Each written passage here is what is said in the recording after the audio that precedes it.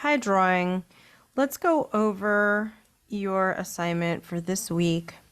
So for this week, you are going to be doing a simple contour life. A simple contour line still life. Ooh, that's a mouthful.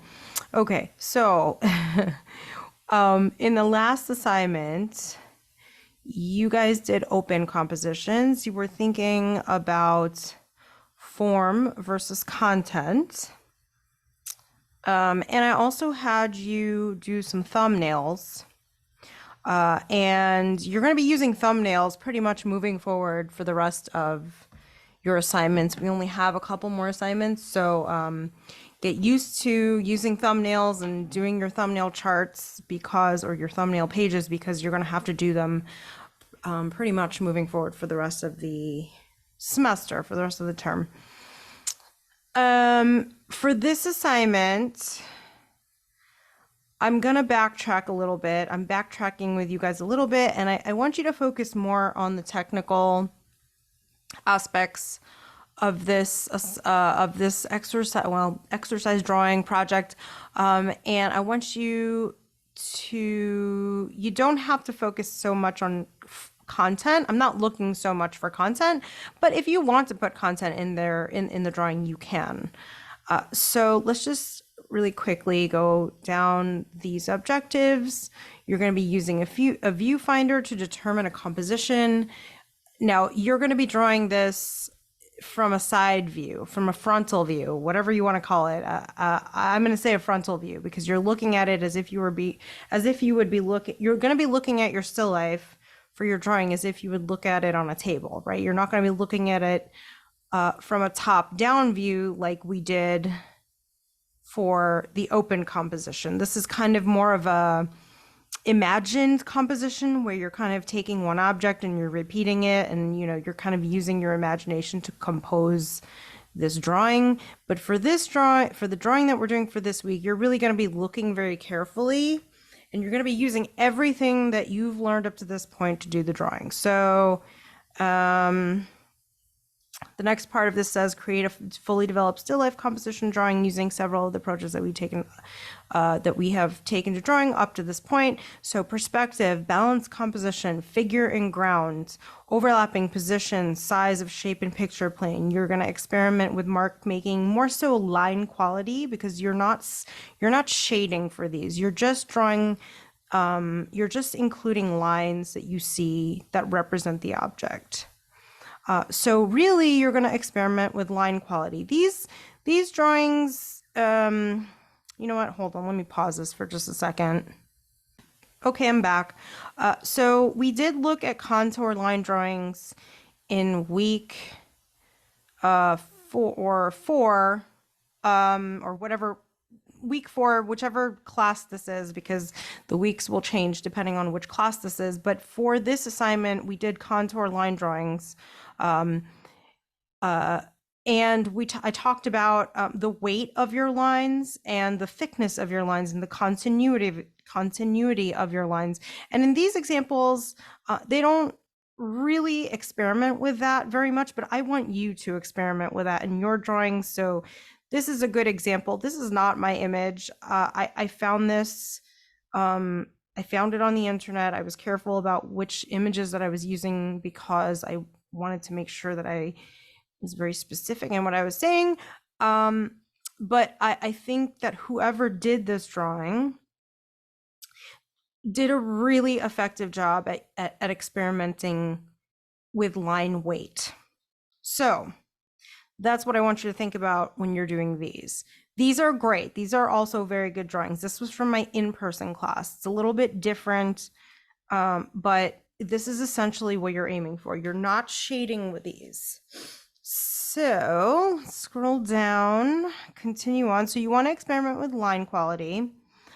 So anything that's going to be closer to you is probably going to be darker. Anything that's farther away, it's going to be a little lighter. So you want to, think about which of these corners, which of these lines you're going to darken or make thicker or emphasize to give us that sense of you know, importance or emphasis in the drawing. Let's see, what else? Your understanding on how to leverage compositional. Okay, so open composition versus closed composition. Now, remember in this assignment, I did talk a little bit about using, where is it? Like this drawing, I talked about, is it open or is it closed, right?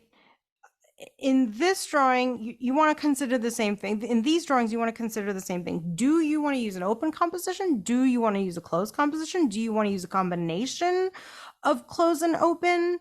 And how does that help you balance your composition and get a more resolved composition? When I say resolved, I mean, so if we look at this composition here, this bottle is kind of resting between these two bottles, this bottle in the foreground. So that feels a little bit it feels a little awkward and unresolved because you have this coincidental edge here and you have this coincidental edge here, and it makes it look a little bit weird. So if you look at this composition where that doesn't really happen, it maybe happens like over here, or let's just take this one. This one feels more resolved.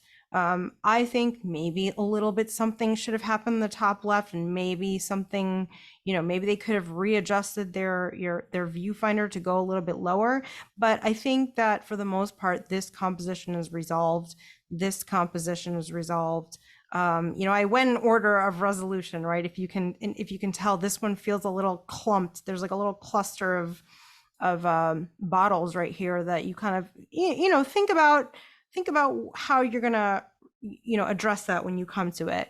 And since these were done in class, they couldn't really adjust the bottles, but you guys can. So your solution to that is to adjust your still life to make it look balanced, and that's why you're going to be doing the thumbnails. But I want you to think about that. Is it open? Is it closed? So this one is kind of open on the right. This one is pretty much, it's closed except for on the bottom. This one is closed except for on the bottom. This one is open, but I want you to think about that. I want you to consciously make those decisions in your drawing, since you are, you know, you are a human, you're not a camera. So you have you know, you should take the privilege and adjust your drawings and make them look the way you want them to look. You don't have to have every single thing doesn't have to be, you know, exactly as it is. Convince us. Like, you want to make a drawing that's convincing to us. So you are allowed to fine tune a little bit here and a little bit there. For the most part, I want you to be looking at what you're seeing, but you are allowed to take some, you know, liberties and make a couple of little adjustments. Like if it's, you know, I don't know, a quarter of an inch, I would say is probably, you know, shifting things over a little bit to avoid coincidental edges like this, and so on and so forth, and move your objects if you have to. And then how to consciously choose your subject and develop content in your drawing. You don't have to, but you can. It will make it a more interesting drawing. It'll make it more interesting for yourself. I just used boring kitchen items in my example, but we're gonna look at that and talk about that a little bit more when we get to that part. So those are the objectives. I basically reviewed the lesson in the objectives. So just make sure you read this part. Don't shade. This is only lines. And what I also want to say about that, I'll mention that when we get to the bottom of the assignment. Here's the video that shows you. Here's the review on how to use your viewfinder. Here's a review on how to set up your still life, and I made some notes. Like you know, this video says to use complex objects. You don't have to use complex objects. You can use simple objects like I have in the examples. You know, use your discretion. Use what you want. Just don't get bogged down by using the most complex plant that you have, right? Use something that you're going to feel that's challenging, but you're going to feel like you can finish the drawing with, right? Here are some notes on drawing boxes, ellipses, and achieving good symmetry. So boxes are commonly drawn incorrectly. And here are the examples. You want your boxes to converge in the correct way. If it's 1 point, it should be going in one direction. If it's 2 point, you should have 2 vanishing points. So just read this and keep an eye out for your boxes, and so you're not drawing them incorrectly. Here are some notes, and I talked about this in the beginning on ellipses. If you take a glass at home that you have and you put some tape around the glass and move the glass to correspond with these positions, so you can see the glass in each of these positions, you can see how each of these ellipses are going to change height, shape. They don't really, this bottom piece, they will change widths if you do. So whichever angle this angle is from a very top down view. It's still not, fully top down, but this object actually is in 3-point perspective, which we haven't talked about, so I'm not expecting you to know that, but I do want you to understand how the way that you see ellipses on these objects change as you move as you change angles, right? And avoid these like sharp corners. Tops of glasses don't ever have corners. They're always rounded. It's always a round edge. Over here, it's a round edge. So the best way to do this, is here. If you look at these, is to draw crosshairs. But let me back up. So symmetry. I do say they are round. You can start with, I made this little diagram. I found these bottles I found an image of these bottles on the internet, and I drew over them in Photoshop. My drawing is not as clear as I want it to be, but you can kind of see that this bottle is, if you were to break these bottles down into geometric shapes, the reason why I like to start with a geometric shape and then draw curves around the geometric shapes is because it's a lot easier to get even, consistent, symmetrical geometric shapes, and then to use the points on those geometric shapes to kind of, again, I say carve out, that's not really the word I'm looking for, but to kind of trace out those curves and to use those lines as guides when you're drawing your curves to get bottles that are nice and symmetrical. So if we kind of scroll back up here, you can see that they're doing this. Let's see, and here, this bottle, you can see it's kind of leaning to the left, probably because they didn't use crosshairs, right? This bottle, you can tell there's a little bit of inconsistency in terms of the symmetry here, but for the most part, I think it's pretty good. But you want to kind of try to avoid this, right? And drawing these crosshairs helps you to do that, because if you see here too, they start with a very geometric box over here, and then they kind of like build up the shape from those geometric forms. Same thing is kind of happening here. So take a look at that. Let me go back down here. And then also, again, I talked about how you want to avoid these football corners. If you look at this, this is an ellipse. An ellipse has no corners. So when people draw, let me see if I can find an example of this. Okay, I'm back. So here we are. Incorrect drawing of a bottle right here. Corner.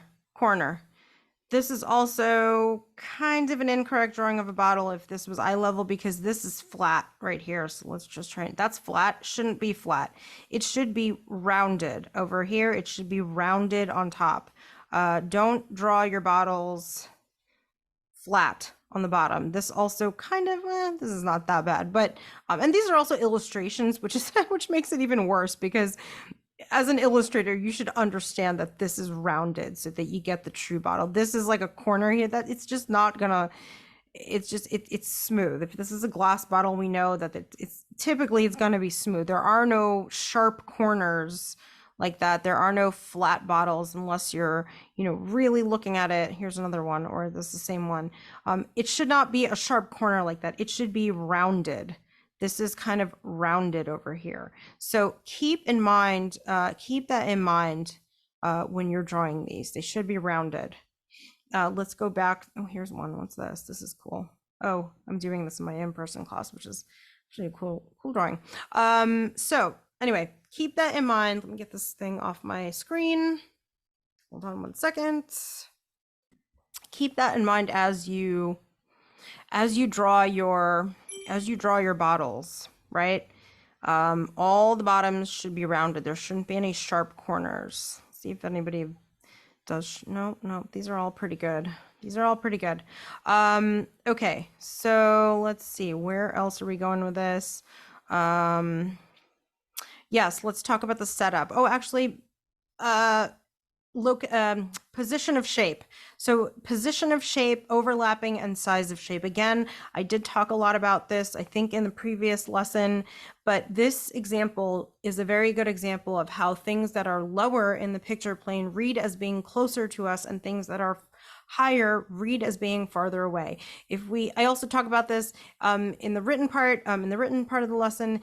This could have been a better overlap. This was a demo. I know who do my colleague did this drawing, and I was there when they did it, so I knew that they were rushing, but this could have been like an opportunity, like maybe they really did see it, but you could have kind of fudged this and made this come behind the cup and made the cup overlap in a more obvious way. Same thing here with the mortar and pestle, or whatever this thing is. It could have overlapped the cup a little bit more. This bottle in the background, or they could have made these objects in the background a little bit bigger to emphasize that they were closer. But still, I think this is a great example of how you would use position of object or shape in the picture plane to indicate space and to give that illusion of 3D space on a two-dimensional picture plane. So here is the setup for this. Here are the materials. Hopefully I got all this right. You need a pencil, 6B pencil, eraser, drawing board, all that stuff. And then here are my examples. This is what you want to use a table that you can step away from, at least like 5, even 10 feet, maybe. This is kind of my setup. I wouldn't really, if I had an easel, if I had an easel at home, which I don't, I would set the easel up this way. I would angle the box so that it was like the other way, not facing this way. I just did this really quickly to give you an example of what your setup is going to look like. I want you to use simple objects. You don't, again, use what you're comfortable with, but look how simple my objects are. I got all of these out of my kitchen, the big jug of wine that I haven't drank yet, right? All these objects are from my kitchen, and I've adjusted them a little bit. So this is what the first two are, what the setups should look like.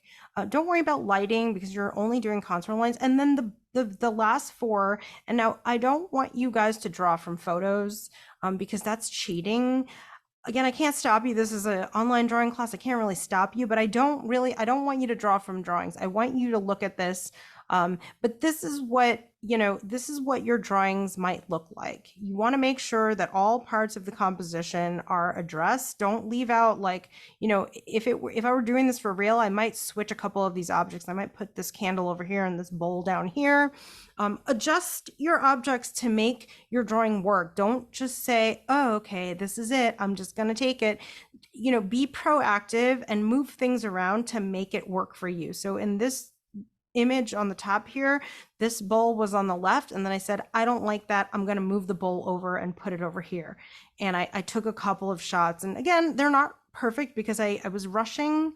Like the top of this thing is not, when I draw it, if I were to draw this, I would kind of do a thumbnail and say, I don't like that because, whatever, like it's empty over here. So I moved everything up, which kind of resolved that, right? It kind of leaves this area a little bit unresolved, but I might move the candle forward a little bit to make it work. Now, here's another thing, is that this is my setup at school. This is, I did this at KU, and now you notice that everything is white. Everything is painted white. That's for 2 reasons. Number 1, it's because this was really a value setup, which is pretty much the same. You can do a contour line drawing from a value setup, which you're going to do actually. But what I also want to mention is that I'm not, when you draw these, let's scroll back up. There are no details on these bottles. They're pretty naked, right? They're pretty simple, naked. There's no details from them because you don't want to get caught up on these little stupid details. Ignore all the writing.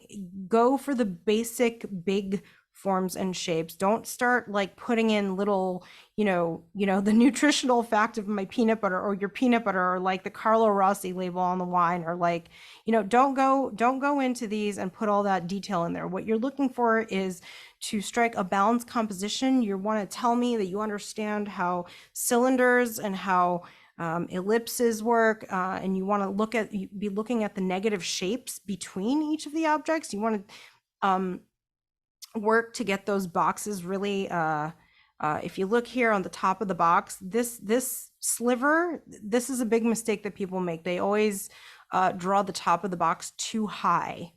So you want to pay attention to little things like that. Don't, if you could, I would have you paint all of your objects white, but nobody's going to do that. So my point is, don't pay attention to the details. Try to see the bigger forms. Squint. Don't worry about the value again, because we're doing value next. And forego all the details. You just want the bigger forms. You want to worry about a balanced composition, and you want to think about how you're going to get everything to look convincing to us in terms of contour lines. Like, get those ellipses really rounded on those edges, because there are no corners on ellipses.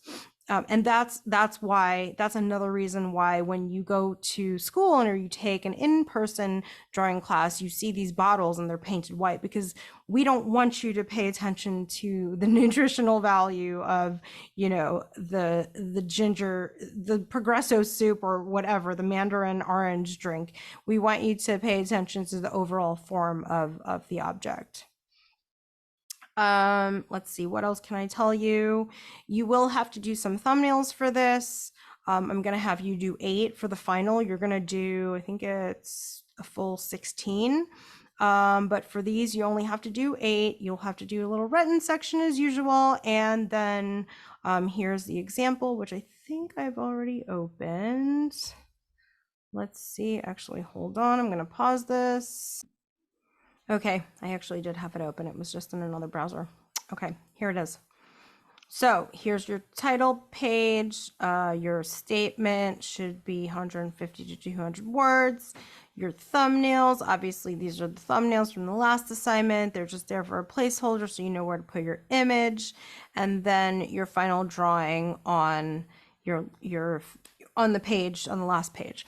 And they don't have to be in a certain orientation. I tend to, I like to do landscape. Yeah, I always confuse landscape. I mean, I know the difference, but I always say portrait when I mean landscape, and say landscape when I mean portrait.